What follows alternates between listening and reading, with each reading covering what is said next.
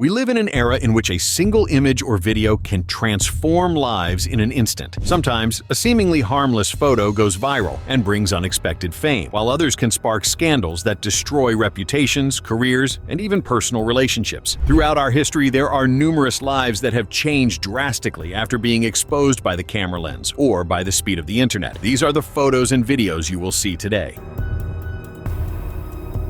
The controversy involving Leanne Tweeden and Senator Al Franken took place in 2017, when Tweeden, a radio host and former model, accused Franken of misconduct during a tour of a United States non-governmental organization, also known by the acronym United Service Organizations, in the year 2006, that is, 11 years earlier. Tweeden stated that Franken had kissed her without her consent during a rehearsal, and later, a controversial photo came to light. In the picture, Al Franken, who at the time was a comedian, appears simulating touching Tweeden's breasts while she slept wearing a bulletproof vest during the trip. The image caused a strong reaction and led to apologies from Franken. He claimed the photo was an attempt at humor, which he understands was inappropriate, and therefore expressed his regret. The incident gained prominence amid the so-called Me Too movement created by the American public against sexual harassment, and it culminated in Franken's resignation from the Senate after political pressure and growing public outrage. In 2017, comedian Kathy Griffin caused tremendous controversy by participating in a photo shoot in which she held a replica of a bloody head representing the then President of the United States, Donald Trump. The image was posted on social media and quickly sparked outrage in various sectors, including politicians from both parties, celebrities, and the general public. The photo was widely condemned as offensive and in poor taste, with many arguing that it crossed the line between artistic and humorous freedom. Trump himself reacted on social media, claiming that the image had traumatized his family, especially his youngest son, Barron Trump. Following the negative backlash, Griffin was fired from jobs, including her role as co-host of the New Year's Eve special on the cable news network, lost sponsorship deals, and faced death threats. She was also investigated by the United States Secret Service to determine whether the photo posed a real threat to the president.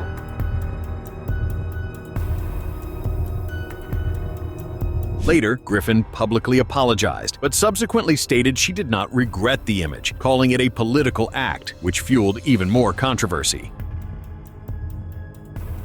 The painting Ophelia by the Pre-Raphaelite artist John Everett Millais is widely recognized as a masterpiece of Victorian art. However, what many people do not know is the tragic story involving the painting's model, Elizabeth Siddal, an iconic figure of the Victorian era who inspired artists and poets, but whose life was marked by suffering and tragedy. In the artwork, Siddal posed as Ophelia, the character from William Shakespeare's play Hamlet, shown at a moment after she is drowned. To create the aquatic effect, Siddal was placed in a bathtub filled with water. During the long posing sessions, Millais used lamps to keep the water warm, but on one occasion the lamps went out, leaving the water cold. Siddal, submerged for hours, did not complain so as not to interrupt the artist's work. As a result, she became seriously ill, contracting what is believed to have been a severe pneumonia or respiratory condition that afflicted her for the rest of her life.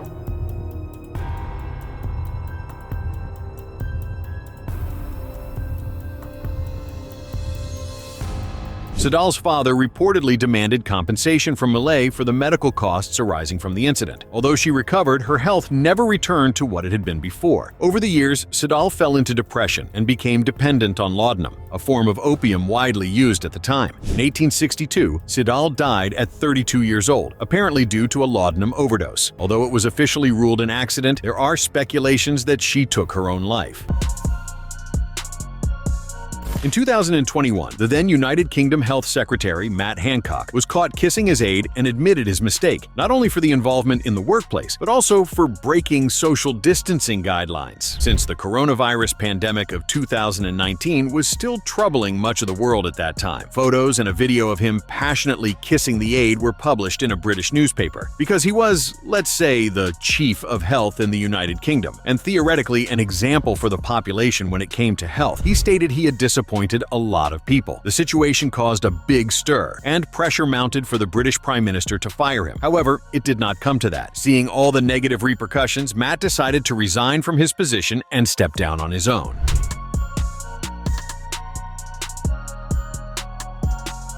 At that time, the country was still suffering greatly from the coronavirus pandemic of 2019, in which 128,000 people had already lost their lives to the disease. This added greatly to the pressure on Matt, and in a meeting with the Prime Minister, it was decided that resignation was the best solution. Despite the whole situation, there were still people who defended the secretary, saying that, like any other human being, he also had the right to make mistakes and seek redemption. However, the negative remarks and the pressure were more powerful than anything else.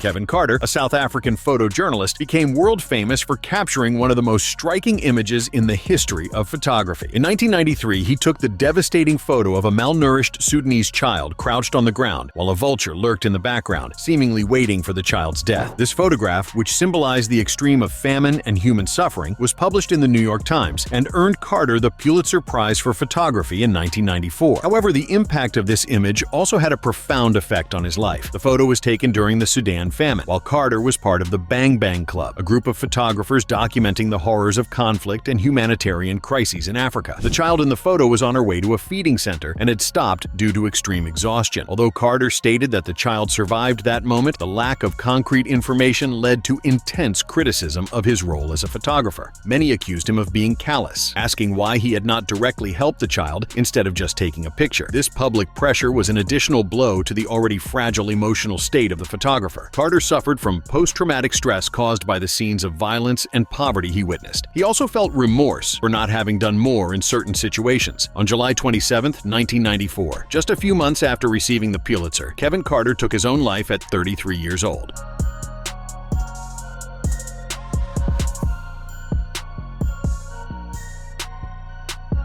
He left a suicide note expressing his deep anguish. In it, he said he was very depressed, without a phone and without money to meet his commitments. He also wrote that he was haunted by vivid memories of the time he spent documenting conflict and famine in Sudan.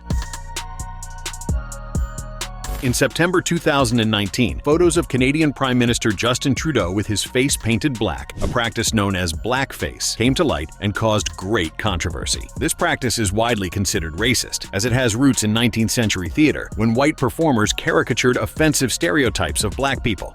The image showed Trudeau at a 2001 theme party called Arabian Nights at West Point Grey Academy, a private school in Vancouver where he worked as a teacher. He was dressed as Aladdin, with his face and hands painted black. After the initial publication by Time magazine, more images and a video of Trudeau in different situations with his face painted also emerged. The release sparked immediate criticism, both in Canada and internationally, due to the offensive symbolism associated with blackface. Many questioned how a leader who presented himself as a champion of equality and inclusion could have participated in something regarded as deeply insensitive and offensive, which stained his reputation worldwide. Trudeau publicly apologized and took full responsibility for his actions, stating that he should not have done it and that he needed to be more informed on the subject at the time. He also acknowledged that his decision to paint his face was a racist act, even if that had not been his intention. Sarah Iden, who represented Iraq in the 2017 Miss Universe pageant, faced fierce backlash and threats after posting a photo on social media alongside Adar Gandelsman, the representative of Israel in the same competition. The photo, taken during the event in Las Vegas, was accompanied by the caption, "Peace and love from Miss Iraq and Miss Israel." Although Sarah's intention was to promote peace and friendship between the two countries, which do not have formal diplomatic relations, the gesture was met with harsh criticism in her homeland. The photo was widely shared and caused outrage in Iraq and other Arab nations. Many accused Sarah Iden of treason for interacting amicably with a representative of Israel, a country viewed as an enemy by much of the Arab world due to the Israeli-Palestinian conflict. Iden and her family received death threats after the photo was published. Her family had to flee Iraq because of the imminent security risk. In response to the criticism, Iden explained that the post aimed to promote peace and combat the rivalry between nations. Years later, in 2018, Sarah Iden met with Adar Gandelsman in Israel, where both attended an event in support of peace. This visit provoked a new wave of criticism in the Arab world, and Iden was formally denounced by political and social figures in her country. Sarah was harshly condemned by Iraqi authorities and society, ending up isolated. Due to the threats, she was forced to live in exile, settling in the United States. After the incident, Sarah became an activist, calling for peace between Israel and Arab countries, and positioning herself against extremism and the lack of freedom of expression in her region of origin. Heidi Ye, a Taiwanese model, saw her career dramatically affected after an advertising campaign she participated in turned into a viral meme that distorted her image and ruined her reputation. In 2012, Heidi Ye participated in an ad campaign for a plastic surgery clinic in Taiwan. The piece showed Ye posing next to a husband and 3 children, depicted as unattractive, with exaggerated facial features. The campaign slogan said something like, "The only reason you worry about your beauty is that maybe you can't hide it forever," implying that the parents might have undergone plastic surgery to improve their appearance. The idea was meant to be humorous, intended for the local market only. However, it got out of control when the image was used out of context and accompanied by false stories. One of the most popular versions claimed that the woman in the photo, Heidi Ye, had been sued by the husband upon discovering she had undergone plastic surgeries and that the children had not inherited her beauty, because her real appearance, before the procedures, would have been something else. This fictional story circulated widely and was associated with Ye's image, becoming a viral meme. In testimony, Heidi stated that her modeling career was ruined, as the association with the meme made it almost impossible to get new contracts. Brands did not want to be linked to a negative viral image. Ye faced judgment and harassment, with many people believing the false story and questioning her ethics and authenticity. She attempted to sue the advertising agency and others involved, claiming they had allowed the image to be used beyond the original contract's scope. Heidi also said she had not agreed to worldwide use of the image nor to the distortion of its context. In interviews, Ye expressed frustration and sadness about how the internet can destroy lives by spreading rumors.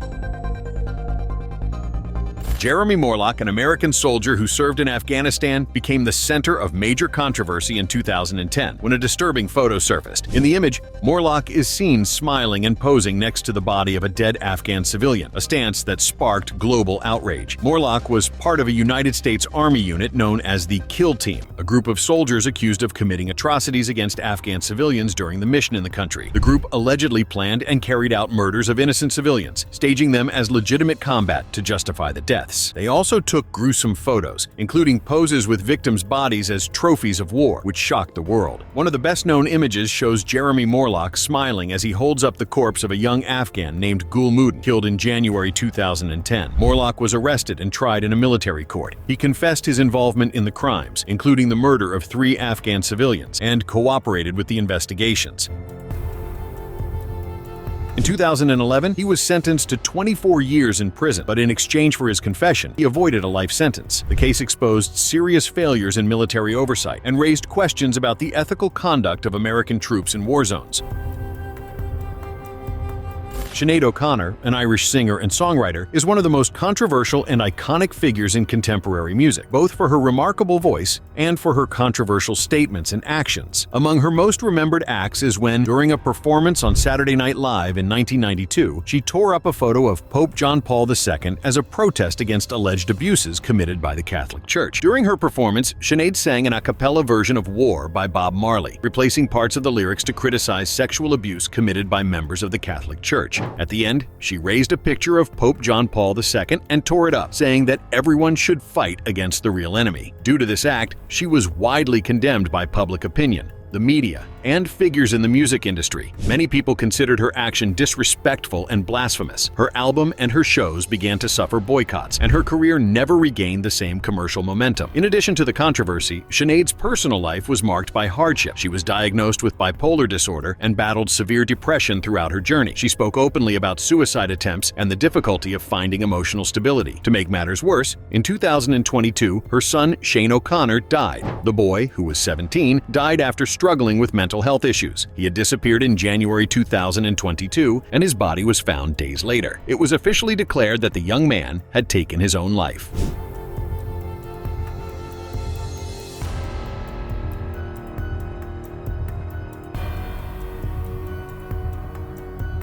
Some people associated Sinead's hardships with a supposed divine punishment for tearing up the photo of the Pope. After all, it was from that episode on that her personal situation began to deteriorate and she reached rock bottom. Sinead O'Connor died in July 2023 after also taking her own life, just over a year after her son's death. Subscribe to the channel for more videos like this.